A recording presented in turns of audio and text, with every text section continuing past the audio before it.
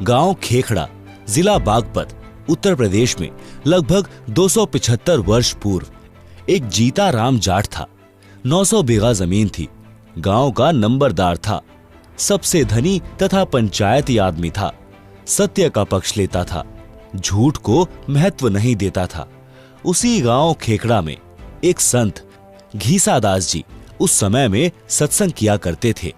वे चमार जाति से थे। उस समय छुआछूत चरम पर थी।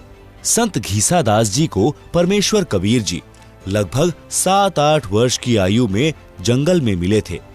उनको यथार्थ ज्ञान तथा दीक्षा देकर अंतर्ध्यान हो गए थे। बड़े होकर संत श्री घीसा दास जी सत्संग करने लगे। आसपास के व्यक्ति सत्संग सुनकर दीक्षा लेकर संकट मुक्त होने लगे। दिन में अपने निर्वाह के लिए कार्य करते तथा रात्रि में सत्संग सुनते थे।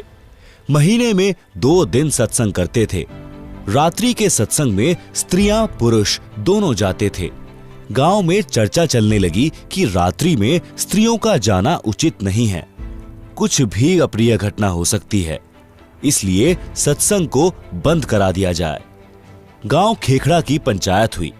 पंचायत में सत्संग बंद कराने का निर्णय लिया गया और यह संदेश स्वयं पंचायत का प्रमुख चौधरी जीताराम जी को कहा गया।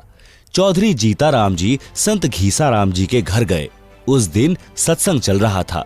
गांव की पंचायत के फैसले की चर्चा पूरे गांव में हो चुकी थी। जब चौधरी जीताराम जी पहुंचे तो सत्संग श्रोताओं को लगा कि चौधरी साहब जाट दिमाग के हैं, संत जी से झगड़ा करेंगे। जीताराम जी घर से लाठी लेकर चले थे, जो रास्ते में एक वृक्ष के साथ खड़ी करके आगे चले। विचार आया कि भक्त कोई झगड़ा थोड़े ही करते हैं, अच्छी सभा में लाठी लेकर जाना पंचायती को शोभा नहीं देता। सत्संग चल रहा था। चौधरी साहब ने विचार किया कि कुछ इसकी बात सुनता हूं, फिर कह सुन लूंगा। चौधरी साहब तो भावुक हो गए। आंखों से आंसुओं की धारा बह चली। उठकर संत घीसा जी के चरणों में सिर रख दिया और कहा कि हे गुरुदेव, मुझ अपराधी को मार चाहे छोड़, गलती बहुत बड़ी कर दी है। मैं तुच्छ जीव सत्संग बंद करने का आदेश लेकर आया हूं। क्षमा करो प्रभु, आप दिल खोलकर सत्संग करो, कोई नहीं रोकेगा। संत घीसा जी ने कहा कि चौधरी साहब, जो काम करने आए थे वह कीजिए। जीता जाट फिर रोने लगा और बोला, क्षमा करो, मुझे दीक्षा दो। चौधरी जीताराम जाट जी भक्त बन गए। स्वयं भी रात्रि में सत्संग सुनने लगा। गांव खेखड़ा के घर घर में चौधरी साहब जीताराम जी की संत घीसाराम जी की शरण में जाने की निंदा होने लगी। कहने लगे, संत घीसाराम सेवड़ा है, जादू जंत्र जानता है, गांव के चौधरी पर तांत्रिक क्रिया करके अपने वश कर लिया है। चौधरी जीताराम जी को आध्यात्मिक धाम मार गया था, यानी ज्ञान का प्रबल प्रभाव हो गया था। वह कहते थे कि हे गांव वालों, मेरे तो भाग्य जाग गए जो मैं भक्त बन गया और आपकी नजर में बिगड़ गया। भगवान करे मेरे की ढब यानी तरह तुम सारे बिगड़ जाओ। बिना बिगड़े काम नहीं चलेगा।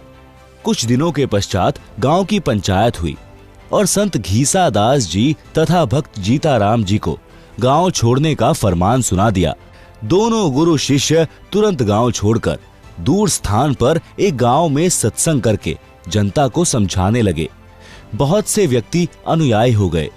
संतों के चले जाने के पश्चात गांव खेखड़ा में अकाल मृत्यु होने लगी। पंचायतियों के घरों में परमात्मा का प्रकोप प्रारंभ हो गया। किसी के चारे में आग लगे, किसी के पशु मरने लगे, किसी के परिवार में प्रेत बोलने लगे, किसी की बेटी विधवा हो गई, किसी को अधरंग की शिकायत। गांव में पशुओं में रोग फैल गया। गांव के कुछ व्यक्ति किसी बूझा पूछा करने वाले के पास गांव में हो रहे उपद्रव का कारण जानने के लिए गए। बूझा पूछा वाले ने बताया कि आपके गांव में 2 संत भक्त रहते थे, वे गांव से चले गए हैं। वे वापिस आएंगे तो गांव बसेगा, अन्यथा उजड़ जाएगा। उन व्यक्तियों ने गांव में आकर पंचायत करके सब बात बताई। गांव के गणमान्य व्यक्ति संत भक्त को वापस लाने के लिए उस गांव में गए। भक्त जीता दास ने गुरुजी घीसा दास जी से कहा कि लगता है गुरुदेव, यहाँ से भी निकलवाने गांव वाले आ गए हैं। देखो वे आ रहे हैं। संत घीसा दास जी बोले, रख लो चद्दर कंधे पर, चलते बनेंगे। इतने में गांव के चौधरी निकट आ गए और अपने अपने सिर के साफे यानी खंड के संत घीसा व भक्त जीता जी के चरणों में रख दिए। सब लोग बोले, महाराज जी गलती क्षमा करो, आपके आने के पश्चात गांव उजड़ने लग रहा है। बचाया जाए तो बचा लो, नहीं तो हम भी यहीं आपके पास ही रहेंगे। उस गांव के व्यक्ति भी इकट्ठे हो गए। सर्व घटना का पता चला। वर्तमान गांव वाले कहने लगे कि चौधरियों, तुम बसोगे तो हम उजड़ेंगे। जब से ये दो देवता गांव में आए हैं, गांव में किसी की तू तू मैं भी नहीं हुई। 2 बार बारिश हो चुकी है, देखो फसल लहला रही है। खेखड़ा वालों ने विशेष विनय की तो दोनों महापुरुषों ने लौटने की हाँ कर दी और वर्तमान गांव वालों से कहा कि हम समय समय पर आते रहेंगे। प्रत्येक पूर्णमासी को आप खेखड़ा आया कीजिए, परमात्मा कबीर जी सब ठीक रखेंगे। दोनों महापुरुषों के आते ही पूरे गांव में पूर्ण शांति हो गई। पशुधन स्वस्थ हो गया। अगले दिन भारी बारिश हो गई। किसान लोग फूले नहीं समा रहे थे। 36 बिरादरी खुश थी। सब उपद्रव बंद हो गए। आज तक उस गांव में संत घीसा दास जी तथा भक्त जीता दास जी के नाम के मेले लगते हैं।